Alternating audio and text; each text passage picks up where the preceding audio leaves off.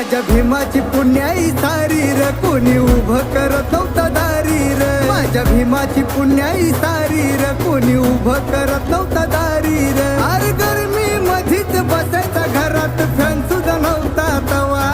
अरे गरमी मधीच बसायचा घरात फॅन सुद्धा नव्हता तवा आता बंगला का बांधलाय नवानं आतमध्ये एसीची गार गार हवा आता बंगला का बांधलाय नवानं आतमध्ये एसीची गार गार हवा